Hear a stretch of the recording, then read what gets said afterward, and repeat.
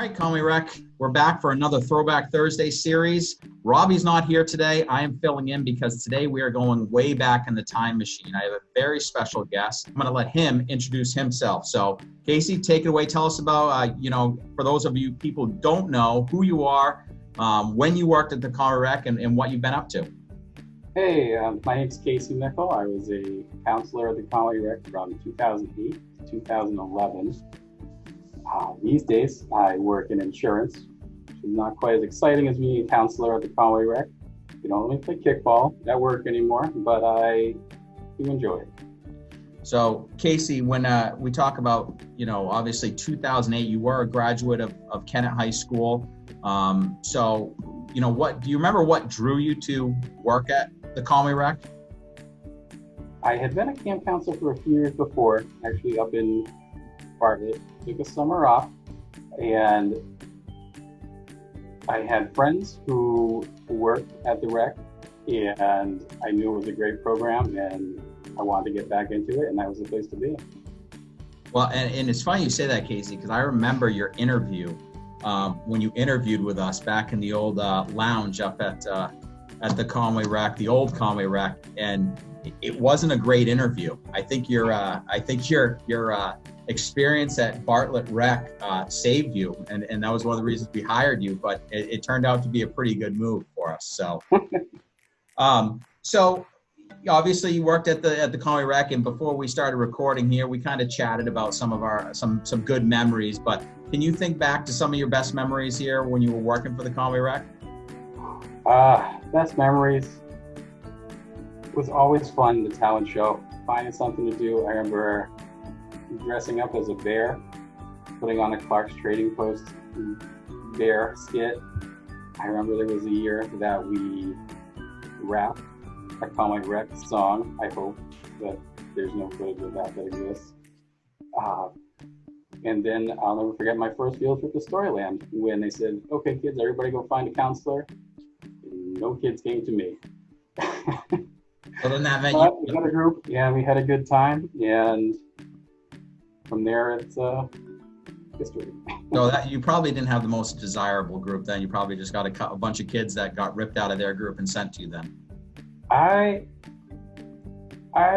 had some good kids. I had a set of brothers who were a staple of my group from there going forward for the next couple of years. And it was my first trip, and it was quite the experience. And Storyland, as the other counselors will know, there's a lot of kids that go to Storyland, and it's a good time. Yeah. Now you mentioned Storyland. We just finished up a Monday Madness bracket of what is kids or counselors' favorite summer trip. Whale's Tail Water Park won it. What was your favorite trip that we went on? Oh, my favorite trip. Now, I respect the Whale's Tail choice. I respect it. It's a water park. It's fun. But I was a Storyland guy. I was a Clark's Trading Post guy. I was a Santa's Village guy. Those places had fudge. Yeah. You go to the gift shop, you get fudge, and have a great day. Again, I respect the water park choices, but I'm going water parks and probably going on. So you were one of the few counselors that actually dared go into the gift shop, because in our staff training, we do, that's one of the first things we talk about is do not bring your campers in the gift shop. We didn't so much go into the gift shops as we did go into the places that had snacks. Those are the exceptions. Yeah. As you said, I try to avoid the gift shops most times because 6 to 9 year olds with their money are not always the most responsible. But it was the fudge. Yeah. Well, so you worked obviously with, quite a few really memorable and great staff members. So this has been a question we've been asking everyone, and we're going to get a different answer because the most popular answer is Danny Olson, and you never worked with him. But was Danny there as a camper when you were there? He was there as a camper when I was a counselor. All right. So I guess a few counselors that were there when I was a counselor myself. Yeah. So I guess technically then he could be an answer for this, but if you were stranded on a deserted island with any past or present camp counselor, who would it be and why? I put some thought into this one, and I feel like I would have to go with Garrett Meador. I've known Garrett for a while, and I feel like he would be able to, if we're stranded there, like we're trying to escape, I feel like he'd be able to help with that. If it's just an island that we're going to, I feel like it'd be fun. Well, he is a fireman, EMT, so he could help you with any emergency issues that you may have. And certainly you guys were a great team. If you look back at that Clark's Trading Post skit, it is still one of the all-time greatest skits we've ever had in the history of our talent show. So the chemistry that's required for the marshmallow toss and catch and the hoop jump through, you can't teach that. It's just, you're born with it or you're not. Now, and you said off camera, that was totally improvised. You guys just you were just airing with it. We had the basic idea going down. We knew we were going to toss the marshmallows. We were prepared for that.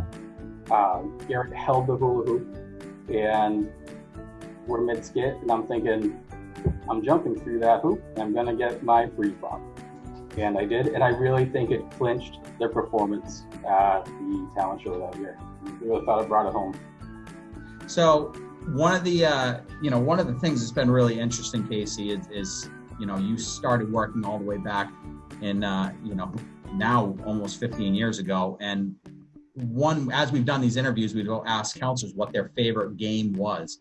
And something that keeps popping up is Tiff ball and Casey ball. And I should state, Tiffany DeMoore was scheduled to be with us, but she had just had twin babies. And so she's on their schedule. And so unfortunately, she wasn't able to be here. We were hoping to get how each of these games came to be. But as you explained to me, Tip ball kind of inspired Casey ball. So maybe you could explain to those kids and those counselors who are here now how those games were created.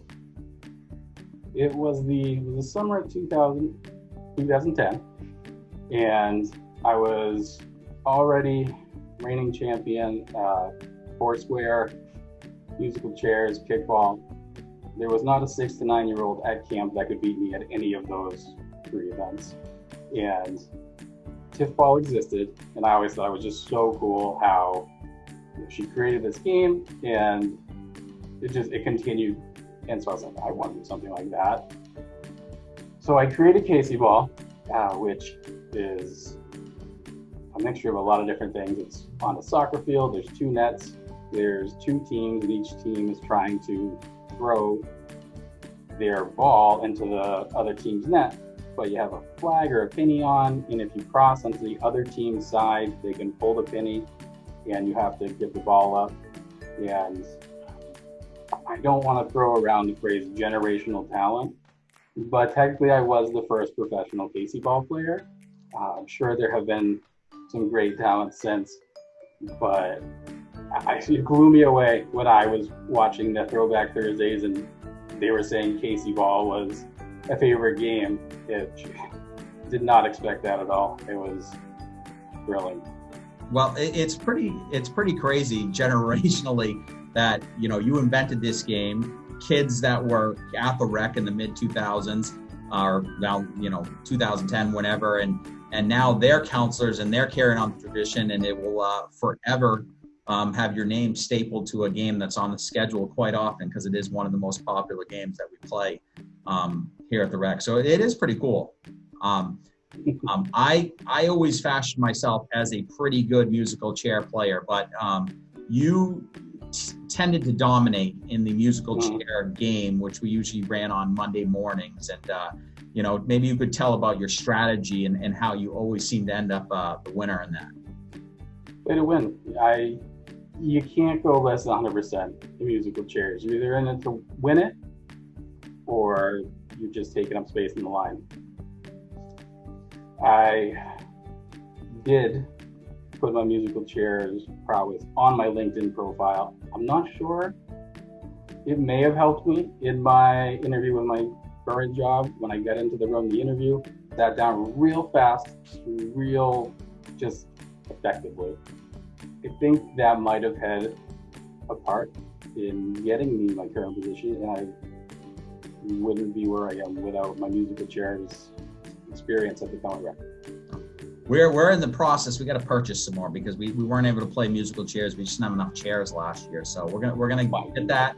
Maybe have you come back as a guest performer in that, but certainly won't let you play dodgeball, as that's not allowed for counselors to play. So I think you're one of the main reasons we don't allow our counselors to play dodgeball. Part of the balls and fences because for some reason dodgeball we weren't allowed to play it.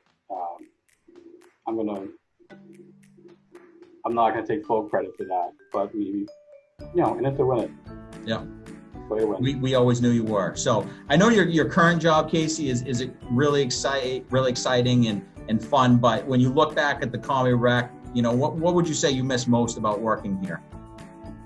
Just the team that we had, that you could rely on everybody that we had there. And it allowed us to really get creative and give the best experience to the campers that were there. It was just really fun. Well, Casey, I want to thank you for joining us for our Thursday Throwback series. It's really cool. I think for some of the campers and some of the counselors that maybe are new, to put a face to the game that everyone loves. And certainly we hope that you can stop in and maybe be a guest performer here in the very near future with us. But we appreciate it, and start learning the history of Casey Ball and how it was invented. So that's going to do it for this edition of Throwback Thursday. We hope you enjoyed it, guys, and we'll see you next week with another guest.